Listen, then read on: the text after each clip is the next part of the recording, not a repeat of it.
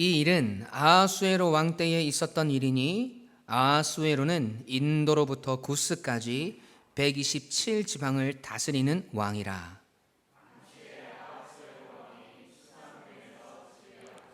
왕위에 있은 지 제3년에 그의 모든 지방간과 신하들을 위하여 잔치를 베푸니 바사와 메대의 장수와 각 지방의 귀족과 지방관들이 다 왕 앞에 있는지라.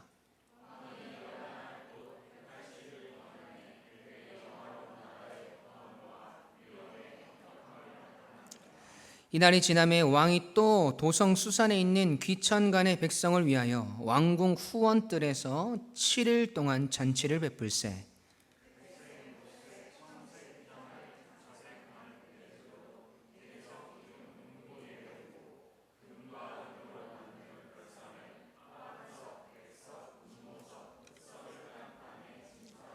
금잔으로 마시게 하니 잔의 모양이 각기 다르고 왕이 풍부하였으므로 어주가 한이 없으며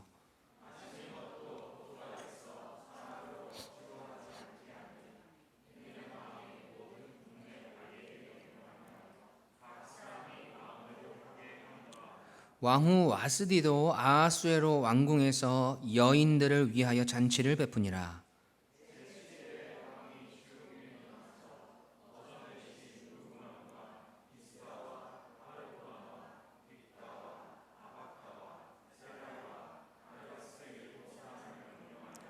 왕후 와스디를 청하여 왕후의 관을 정죄하고 왕 앞에 나오게 하여 그의 아리따움을 뭇 백성과 지방관들에게 보이게 하라 하니 이는 왕후의 용모가 보기에 좋았습니다.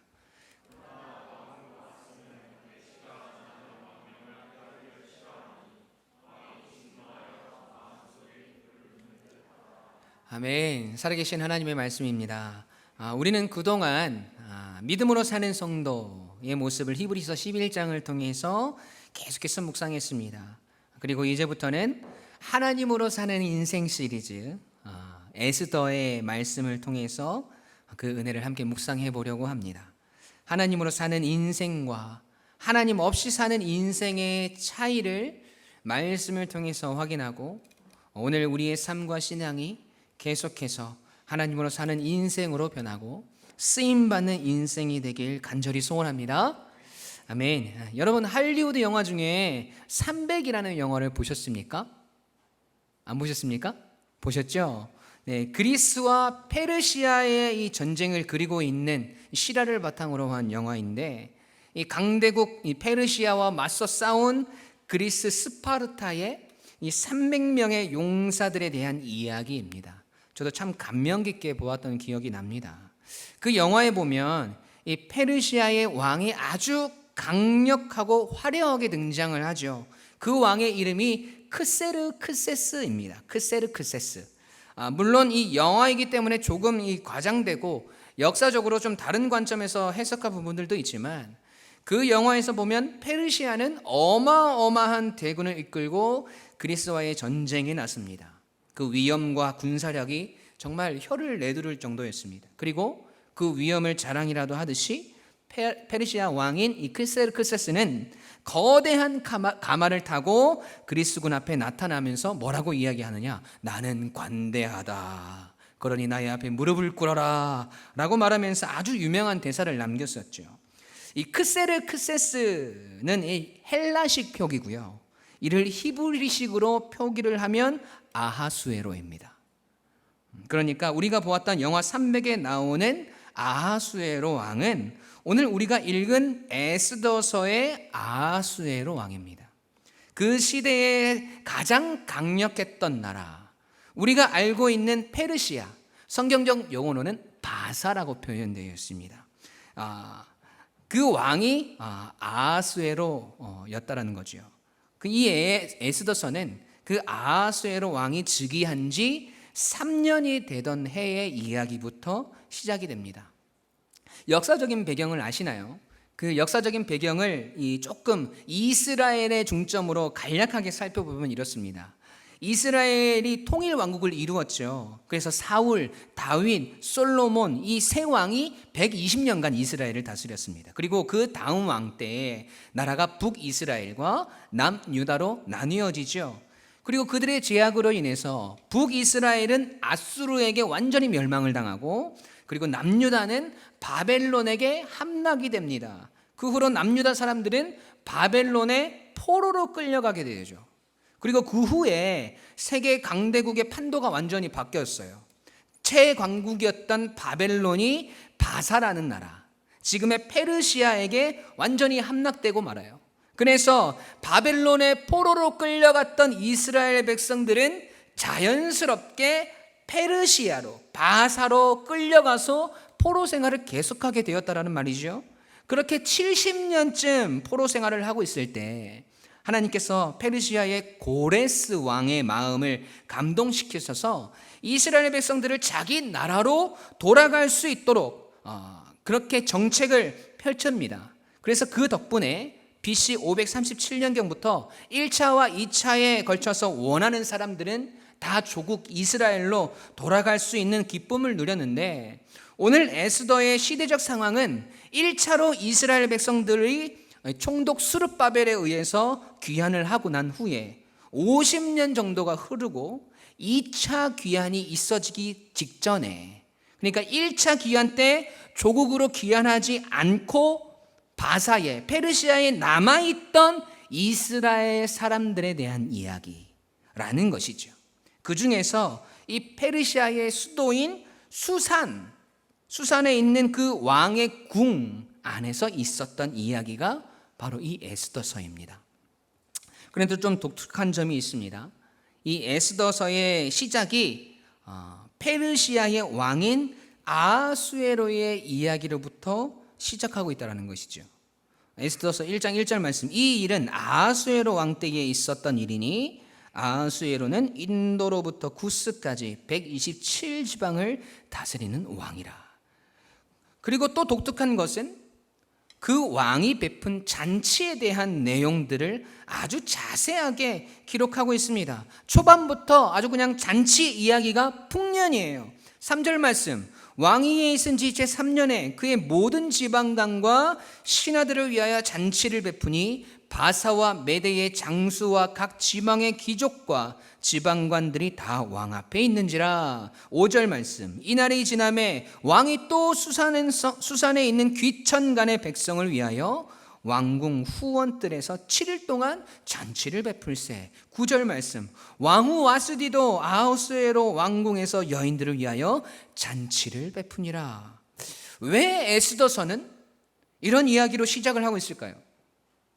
굳이 기록하지 않아도 될 것 같은 이방 강대국의 왕이 베푼 잔치를 왜 기록해 두었냐는 것입니다.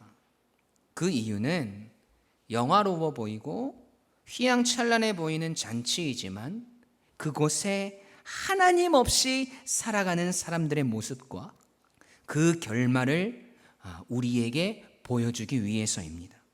성경은 하나님에 대한 이야기인데 하나님 없이 사는 사람들의 모습은 과연 어떤 모습일지, 행복하고 즐거워야 하는 잔치 속에서 벌어지는 죄악된 인간의 진짜 모습은 어떤 모습일지 오늘 말씀을 통해서 우리 함께 살펴보길 원합니다. 여러분, 하나님 없는 인생, 그 인생은 어떤 인생일까요? 첫 번째로 하나님이 없는 인생은 자기 과시의 욕구가 일어납니다. 함께 읽어볼까요? 시작. 아멘. 4절 말씀 함께 읽겠습니다. 시작. 왕이 여러 날 곧 180일 동안에 그의 영화로운 나라의 부함과 위엄의 혁혁함을 나타내니라. 아멘. 이 말씀을 세번역 성경으로 한번 읽어볼게요. 세번역 성경으로 시작. 자기 왕국이 지닌 영화로운 부요와 찬란한 위엄을 과시하였다. 잔치는 여러 날 동안 무려 180일이나 계속되었다. 아멘. 아하수에로 왕이 잔치를 베푼 이유에 대해서 정확하게 설명하고 있죠. 무엇 때문입니까? 바로 자기가 지닌 영화로운 부요와 찬란한 위엄을 과시하기 위함이었다고 합니다. 또 잔치 도중에 그가 왕후 와스디를 부르는데요. 왕후를 부르는 이유도 이렇게 기록하고 있습니다. 1장 11절 말씀 세번역 성경으로 제가 읽어드릴게요. 와스디 왕후가 왕후의 관을 쓰고 왕 앞으로 나오게 하라고 명령하였다. 왕후가 미인이므로 왕은 왕후의 아름다움을 백성과 대신들 앞에서 자랑하고 싶었던 것이다. 아멘. 여기서 아하수에로 왕이 보이는 자기 과시, 이것은 하나님 없이 살아가는 사람들의 아주 강력한 특징 중에 하나입니다. 우리가 영적으로 보이지는 않는데 나의 믿음이 자라고 있나? 나의 믿음이 후퇴하나? 이걸 점검하기가 어렵지 않습니까? 그래서 우리가 이런 원리를 가지고 자기를 돌아보면 내 믿음의 상태가 어떤지를 점검할 수가 있습니다. 그 중에 하나가 내 안에서 자기 과시의 욕구가 얼마나 불같이 일어나고 있느냐, 이걸 보셔야 합니다. 왜냐? 이 자기 과시라는 것은 영적으로 문제가 생기면 일어나는 일이기 때문에 그렇습니다. 여러분, 우리가 무섭게 생각해야 할 것은 이 자기 과시라는 것, 풀어서 이야기하자면 자기 자신을 드러내고 높이고자 하는 마음이나 행동이지 않습니까? 이걸 누가 가르쳐 주는 게 아니라 우리가 태어나면서부터 우리에게 그러한 욕망들이 있더라는 것이죠. 꼭 우리가 성인이 되어서 잘 나가고 많은 것을 가졌을 때 이 현상이 일어나는 것이 아니더라는 것이죠. 한 가지 예를 들어볼까요? 저희 둘째 태균이가 김천에 있을 때 아주 친한 여자친구가 있었어요. 그 친구를 집으로 데려온 거예요. 그래서 저희 아내랑 저랑은 잠깐 밖에 있었는데 태균이에게 엄마한테 전화가 옵니다. 전화를 들어보니까 이런 얘기예요. 얼마 전에 집사님께서 해피머니 상품권을 주셨대요. 이 해피머니 상품권이 어떤 거냐면 그냥 뭐 도서를 산다거나 뭐 문화 공연을 본다거나 이렇게 할 수 있는 현금화가 될 수 없는 그런 상품권이거든요. 갑자기 태균이가 엄마한테 전화하더니 이러는 겁니다. 엄마, 나 지금 여자친구랑 있는데 그 상품권 있지? 그 상품권으로 편의점에 가서 맛있는 것 좀 사와줘. 이렇게 이야기를 하는 거예요. 엄마는 그걸로 뭘 사겠니? 현실적이잖아요. 야, 그거는 편의점에서 살 수 없는 거야. 막 태균이를 다그치더라고요. 그런데 저는 눈치를 챘죠. 아, 이놈이 여자친구에게 자기가 가진 재산, 그 상품권이 있다는 사실을 분명히 말했을 것이고 그 상품권으로 내가 너에게 맛있는 것을 사주겠다? 그렇게 분명히 자랑을 했을 거란 말이죠. 여자들은 남자의 마음을 몰라요. 아내를 제가 엄청 나무랬어요. 뭐 하는 거냐고. 사나이 자존심이 있지. 여자친구랑 같이 있을 텐데 거기서 그렇게 이야기하면 어떻게 하냐고. 그래서 제가 태균이에게 전화를 걸었어요. 태균아, 아빠 내 지금 여자친구랑 같이 있다면서 아빠가 그 상품권으로 맛있는 거 사갈게. 뭐 먹고 싶어? 그랬더니 그제서야 기분이 좋아져가지고 콜라 사오라고 컵라면 사오라고 이것저것 다 사오라고 말을 하더니 아빠 알겠어 조심해요 하고 전화를 끊습니다. 그래서 집에 가서 제가 이렇게 얘기했죠. 태균아, 네가 준 상품권으로 이거 사왔어. 그랬더니 태균이가 거기서도 이렇게 이야기하는 거예요. 아빠, 설마 3만 원 다 쓴 건 아니겠지? 자기 과시. 여러분, 누가 가르쳐 준 게 아니에요. 지금 우리가 웃고 있지만 여러분, 이것이 무서운 우리의 본능이라는 겁니다. 아담과 하와가 여러분 왜 선악과를 따먹었습니까? 하나님처럼 높아지기 위해서였지 않습니까? 그렇게 높아진 자기 자신을 드러내고 싶어서 선악과를 따먹은 거 아닙니까? 그래서 우리는 아담과 하와가 범했던 그 죄를 가지고 태어난 거잖아요. 죄의 DNA가, 자기 과시의 DNA가 높아지려는 하는 그 죄악이 우리 가운데 태어나면서부터 심겨져 있다는 것이죠. 그래서 누가 가르쳐주지 않아도 자기를 과시하는 것을 좋아하고 자기를 드러내고 싶어하고 자기를 높이려고 한다는 것입니다. 지금 나의 삶 가운데 이러한 자기 과시가 나타나고 있다면 나의 영적인 상태에 문제가 있는 것이 분명합니다. 그래서 우리가 추구해야 하는 것은 나를 드러내고 나를 과시하고자 하는 우리의 마음을 자꾸 억눌러야 한다는 것입니다. 우리가 진짜 성도라면 달라야 합니다. 성도는 자기 과시와는 정말 거리가 먼 사람들 아닙니까? 왜냐하면 예수 그리스도를 인격적으로 만나는 순간 나 자신은 죽어지기 때문입니다. 예수 그리스도로 사는 인생이 되어지고 하나님 한 분만 영광 받으시는 인생을 살아가기 때문입니다. 그런 인생 가운데 자기 과시가 과연 나타날 수 있을까요? 아니요, 그럴 수 없습니다. 어떻게 하면 나 자신을 더 낮추고 어떻게 하면 더 겸손히 살아서 나를 구원하시고 지금껏 나를 인도하신 하나님을 드러낼까? 어떻게 하면 그분의 명령을 따라서 살아가는 사명의 길에 최선을 다할까? 어떻게 하면 이 못난 인생이라도 하나님을 기쁘게 해드리는 모습으로 살아갈까? 이런 고민들에 휩싸이게 되는 것 아닌가요? 오늘 주님을 위해 살고 싶으십니까? 오늘 믿음으로 살아가는 성도가 되고 싶으신가요? 여러분, 그러면 지금도 내 안에 계속해서 일어나는 자기 과시에 대한 욕망을 끊어내십시오. 그리고 더 깊은 겸손의 자리로 나아가십시오. 그 겸손이 우리를 낮추는 일이 아니라 결국 하나님을 높이는 일임을 잊지 마시고, 주를 위해 사는 성도는 자기 과시의 욕망을 버리는 것을 잊지 마시고 오늘 그렇게 살아가시는 우리 성도님들 되시길 바랍니다. 두 번째로, 하나님 없는 사람들의 잔치의 특징, 그 특징은 허영심으로 가득하다라는 겁니다. 함께 읽어볼까요? 시작. 하나님 없는 인생은 허영심으로 가득합니다. 아멘. 오늘 본문 4절에 보면 아하수에로 왕이 베푼 잔치에서 그가 다스리는 127개의 지방의 지방관과 장수들에게 180일 동안이나 잔치를 베풉니다. 그리고 연이어서 7일 동안 백성들에게 다시 잔치를 베푸는데, 여러분, 그 잔치가 화려하기가 짝이 없습니다. 5절부터 7절까지 말씀 함께 읽어볼까요? 시작.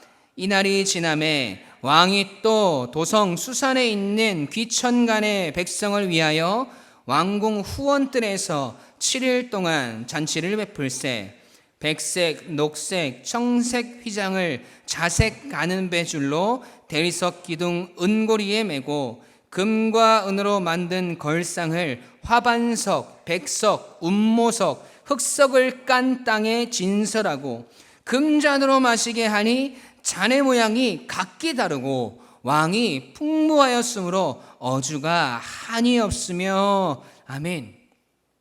하나님 없는 인생의 특징인 이 자기 과시는요, 여러분, 필연적으로 이 허영으로 흘러가게 되어 있습니다. 여러분, 베블렌 효과라는 말 들어보셨어요? 베블렌 효과? 베블렌이라는 학자가 쓴 책의 유한계급론이라는 책의 내용 중에 하나인데요, 그가 이렇게 이야기합니다. 이 현상은 가격이 오르고 있음에도 불구하고 특정 계층의 허영심 또는 과시욕으로 인해 수요가 줄어들지 않고 오히려 증가하는 현상이다. 이는 주로 충분한 부를 가진 상류층 소비자로부터 나타난다. 그들은 주위의 시선을 의식하거나 자신의 계층을 과시하기 위해서 값비싼 물건을 소비한다. 여러분, 이런 마케팅 전략이 우리나라에서 그렇게 잘 통한다고 합니다. 우리나라 사람들이 얼마나 허영심이 많은지, 백화점의 명품 백들이 외국에 비해서 터무니없이 비싼데도 불구하고 그것들이 없어서 못 판다는 것이죠. 여러분, 이 효과가 바로 허영심을 기반으로 한 효과입니다. 이런 허영에 들뜬 인간의 심리가 우리 안에 있다면 여러분, 당장 끊어버려야 할 줄로 믿습니다. 우리 그리스도인들은 그러면 안 된다는 거죠. 여러분, 제가 벌써 담임 목사가 된 지 1년이 다 되어 갑니다. 담임 목회자가 되고 늘 마음속에 다짐하고 제 영혼에 외치는 말이 있습니다. 야, 성환아, 너 정신 차려라. 너 담임 목사 됐다고 뭐 달라진 거 없다. 담임 목사 되었다고 헛멋들어서 작은 일들 하기 싫어하고 대접받으려고 하고 이런저런 일들 하기 싫어서 머리 굴리는 순간 너는 담임 목사 아니고 사꾼이야. 정말 한 영혼을 위해서 너의 목숨 걸겠다고 했던 그 마음 잊어버리고 타성에 젖어서 담임 목사 되는 거 잘난 줄 알고 있다가는 네 인생, 네 사역, 네 목회, 네 성도들 다 망하는 거야. 다른 사람에게 아니라 제 자신에게 그렇게 다그친다라는 겁니다. 그래서 그러지 않으려고 노력하고 있습니다. 잘 아실지 모르겠지만 노력하고 있어요. 그러니까 이쁘게 봐주세요. 이것도 허영인가요? 허영? 네. 여러분, 우리는 자꾸 우리의 마음을 다스려야 합니다. 여러분도 여러분의 영혼에 선포하셔야 합니다. 정신 차리라고. 헛멋들지 말라고. 네가 뭐가 잘났다고 잘난 척하고 허황된 생각에 빠져 있냐고. 우리 자신에게 소리치셔야 합니다. 여러분, 자기 과시의 욕구와 허영심으로 정점을 향해 달려가고 있는 하나님 없는 사람들의 잔치, 그 끝이 어디인 줄 여러분 아시나요? 에스더 1장 12절 말씀 함께 읽겠습니다. 시작. 그러나 왕후 와스디는 내시가 전하는 왕명을 따르기를 싫어하니 왕이 진노하여 마음속이 불붙는 듯 하더라. 아멘. 여러분, 그렇게 화려하게 시작한 잔치가 울분과 분노로 끝이 납니다. 왕은 분노를 토해내고 왕후는 폐위가 되고 화려했던 잔치가 재앙처럼 끝이 나버립니다. 여러분, 화려한 잔치로 시작하면 뭐예요? 끝이 울분으로 끝나는데요. 설령 우리의 인생의 과정이 여러분 조금 고생스럽고 힘이 들어도 인생의 후반전이, 마지막이 가면 갈수록 윤택하고 평안한 인생이 되는 것, 여러분 이것이 복된 인생이지 않습니까? 주님을 만나고 우리가 점점 윤택한 인생이 되어가고 있지 않습니까? 물론 시련도 있고 고난도 있고 아픔도 있지만 그것들을 통해서 하나님을 더 사랑하게 되고 하나님의 살아계신 역사를 더 체험하게 되고 그렇게 하나님 기뻐하시는 그리스도인으로 점점 좋아지는 우리의 인생이 되어가고 있지 않습니까? 여러분, 이것이 우리 인생의 가장 큰 복인 줄로 믿습니다. 여러분, 그 진리를 보여주는 것이 바로 이 에스더서입니다. 우리가 이 에스더서를 볼 때 이 두 사람을 잘 비교하면서 보셔야 합니다. 여러분, 이 아하수에로와 에스더의 공통점이 있습니다. 두 사람 모두 다 사람들이 너무나 부러워할 만한 성공한 인생을 거두었다는 것이죠. 아하수에로가 얼마나 인생에서 겉으로 보기에 성공을 거두었는지 우리는 잘 살펴보았지 않습니까? 그런데 여러분, 에스더도 똑같아요. 후에 더 자세하게 살펴보겠지만 오늘 본문에서 시작된 아하수에로 왕과 와스디 왕후의 갈등으로 인해서 와스디 왕후가 폐위돼 버려요. 그리고 본문 뒤로 가보면 공개 모집을 통해서 왕후 자리에 앉게 된 에스더의 모습을 우리가 보게 됩니다. 그런데 여러분, 이게 모든 여성이 부러워할 만한 대박 인생 역전 아닌가요? 부모님을 일찍 여위고 사촌 오빠인 모르드기 밑에서 자란 무명의 에스더의 삶 가운데 여러분, 이게 보통 성공입니까? 평민에서 왕후가 되었지 않습니까? 아하수에로 왕도 에스더도 둘 다 너무나 성공한 인생이라는 겁니다. 그런데 차이점이 있습니다. 아하수에로 왕은 그 복된 성공의 자리에서 자기 과시와 허영의 자리로 나갔고 에스더는 그 축복된 성공의 자리에서 자기를 위한 삶을 산 것이 아니라 그의 이웃, 민족을 살리는 쪽으로 그 삶의 길을 선택했다는 겁니다. 성경이 증명하고 있지 않습니까? 에스더가 왕후가 되고 나서 하만 장군이라는 사람의 음모에 의해서 이 바사에 살던 페르시아에 남아있던 이스라엘 백성들이 다 죽을 위기에 놓였을 때 그녀가 뭐라고 고백하는지 한번 보시지요. 에스더 4장 16절 말씀, 너무나 유명한 말씀이죠. 함께 읽습니다. 시작. 당신은 가서 수산에 있는 유다인을 다 모으고 나를 위하여 금식하되 밤낮 3일을 먹지도 말고 마시지도 마소서. 나도 나의 시녀와 더불어 이렇게 금식한 후에 규례를 어기고 왕에게 나아가리니 죽으면 죽으리이다 하니라. 아멘. 여러분, 지금 이 말이 현실적으로 봤을 때 에스더의 입에서 나올 법한 말이 아닙니다. 왜냐하면 여러분, 이제 왕후가 됐잖아요. 부모 없이 사촌 오빠 밑에서 자란 초라한 포로 신세인 에스더가 온 사람들이 부러워하는 이 왕후의 자리에 올라간 직후라는 거죠. 이것이 죽으면 죽으리라 할 수 있는 자리가 아니에요. 어떻게 해야 돼요? 어머, 이게 꿈이야 생시야? 막 황홀경에 빠져 있어야 하는 상황 아닙니까? 손에 금반지를 보면서, 금목걸이를 보면서 화려한 왕관과 침실 안에 있는 온갖 진귀한 값진 물건들을 보면서 이제 이 모든 것이 나의 것이로구나, 나는 성공했어, 나는 너무 행복한 여인이야 하면서 그녀 자신의 모습을 감탄하고 있어야 되잖아요. 위기를 만난 동족들이 고통을 당하고 있다는 이야기는 들리지만 여러분, 눈 한번 찔끔 감으면 되는 문제 아닙니까? 내가 다 도와야 하나? 내가 동족들을 책임져야 하나? 나도 얼마나 힘들게 살고 내가 어떻게 올라온 자리인데 하면서 왕과 같이 파티나 하면서 왕 비유 잘 맞춰주면서 호의호식하며 자기 인생을 즐길 수 있는 그런 위치에 있더라는 거지요. 여러분, 그런데 에스더는 그게 안 되는 거예요. 더 중요한 것은 그것이 안 되는 것이 우리 그리스도인이어야 한다는 겁니다. 이 땅을 살아가는 그리스도인이라고 한다면 우리 모두는 아파야 하고 괴로워야 하고 날마다 고뇌해야 합니다. 나의 이웃 때문에, 나의 민족 때문에, 나의 가족 때문에, 나의 친구 때문에 날마다 고뇌해야 합니다. 모든 것이 형통하고 모든 것이 평안해서 나는 고뇌가 없어, 이렇게 살아가는 거, 여러분, 그게 변질이라는 거 아셔야 합니다.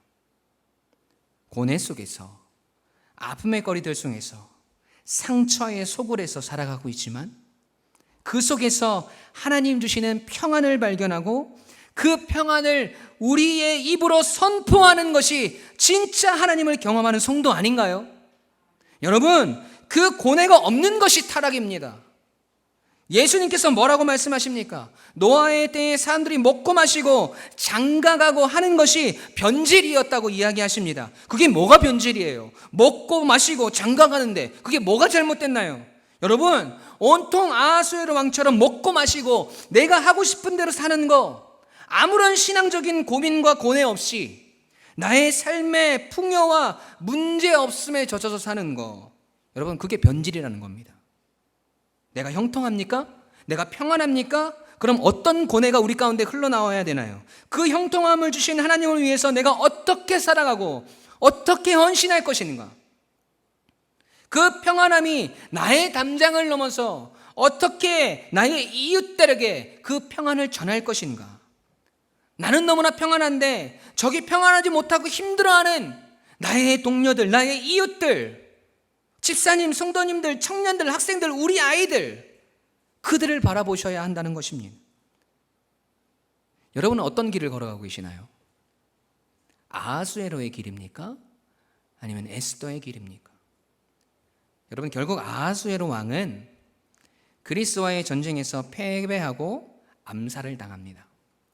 결국 그가 가지고 있던 수많은 부와 영예도 아무 쓸모없는 것이 되었습니다. 그런데 에스더는 민족을 구한 여성으로 하나님께서 사용하시는 구원의 도구가 되었습니다. 여러분, 이것이 주를 위해 사는 성도의 모습 아닐까요? 주를 위해 죽는 진짜 주의 백성의 모습이 아닐까요? 여러분은 어디에서 에스더처럼 죽으면 죽으리라 라고 외치실 겁니까? 진짜 그렇게 죽을 각오로 여러분의 삶의 자리에서 손해보고 아파하고 고뇌하고 계시나요? 그냥 나의 넓은 아량이나 나의 마음 씀씀이가 아니라 정말 내가 저들을 위해서 죽으면 죽으리라 라고 하는 자리가 여러분 어디입니까? 그게 여러분의 가정이 되어야지요. 그게 여러분의 자녀들이 되어야 합니다. 여러분의 삶의 처소가 되어야 하고 지금 여러분이 걸어가는 그 인생의 길이 되어야 합니다. 여러분이 만나는 수많은 인간관계가 되어야 합니다. 에스더서는 그거 우리에게 알려주고 있는 겁니다.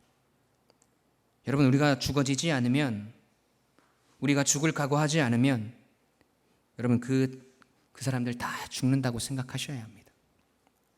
내가 죽을 각오로 기도하지 않으면 내가 죽을 각오로 낮아지고 포기하고 고뇌하고 아파하지 않으면 그 사람들, 우리 가족들, 나의 자녀들, 우리 부모님들, 우리 주변의 사람들 다 죽는다는 마음으로 여러분 사셔야 합니다. 여러분 충분히 노력하고 애쓰고 손해보고 헌신하고 또 그 속에서 아파하고 있다는 거 알고 있습니다. 그래서 여러분 어렵고 힘들고 눈물도 흘리고 하는 거 여러분 다 알고 있습니다. 우리 하나님도 아십니다. 그런데 오늘 우리 에스더서는 우리에게 이렇게 이야기합니다. 아직 멀었다고. 그래도 그 길을 가야 한다고. 진짜 죽을 각오가 되어 있냐고. 그 결단이 없으면 저 사람들 다 죽는다고 우리에게 이야기하고 있는 겁니다. 여러분, 그 길에 에스더가 걸어가지만 그 길을 진정으로 걸어가신 분이 여러분 우리 예수님인 거 여러분 아시나요? 주님이 우리를 살리기 위해서 날마다 눈물과 기도와 고뇌로 살아가시다가 우리 살리시려고 그래 내가 죽으면 죽으리라가 아니라 내가 너희를 위해 죽으러 왔다 하시면서 정말 우리를 위해서 죽으셨지 않습니까? 여러분 우리 주님 닮아가는 성도라고 하면서 너무 뜨뜨미지근하게 신앙생활하고 있는 거 아닙니까? 그냥 예배 안 빠지고 헌금생활 잘한다고 끝이라고 생각하시면 안 됩니다. 그냥 사람들하고 재미있게 지내고 교회 잘 다니고 한다고 그게 다가 아니라는 겁니다. 여러분 우리의 신앙의 본질이 무엇입니까? 교회의 본질이 무엇입니까? 하나님을 예배하고 이 땅에 아니 지금 내 옆에 우리 가정에 이 세상에 고통받고 죽어가고 아파하는 그들을 향해 나의 눈물과 나의 헌신과 나의 고뇌와 나의 기도를 쏟아내야 하는 그 사랑이 흘러나가야 하는 그 자리가 우리의 신앙의 자리이고 교회의 모습이라는 겁니다. 여러분을 통해서 그 일들이 반드시 이루어지길 소망합니다. 여러분 다시 한번 질문 드릴게요. 누구의 길을 가고 계신가요? 한 사람은 그 허영심과 교만함들로 인해서 죽음을 맞이하고 다른 한 사람은 죽어가는 사람들을 살리는 일에 쓰임받는 위대한 믿음의 사람이 되어집니다. 모든 풍요와 모든 부귀 영화를 누릴 수 있는 자리에서 자기 과시와 허영의 삶을 살았던 아수에로의 길 아니면 모든 것을 가진 그 자리에서 자기 과시와 허영심에 휩싸이지 아니하고 그 교만함에 머물러 있지 아니하고 자기 민족을 구원하기 위해 고뇌하고 아파하며 죽음을 각오했던 그 에스더. 여러분 어떤 길을 가고 계신가요? 어떤 길을 선택하실 건가요? 이 예배가 끝나고 이 예배당 문 밖을 나가서 여러분의 삶에서 여러분의 발걸음이 어느 길을 향해 걸어가실 겁니까? 저는 우리 유광침례교회 모든 가족들이 에스더의 길을 선택하여서 고뇌하고 아파하는 자리에서 수많은 사람들을 살려내고 하나님의 영광을 위해 살아가며 오늘도 주를 위해 살아가기를 간절히 소원하고 주님의 이름으로 축원합니다. 아멘.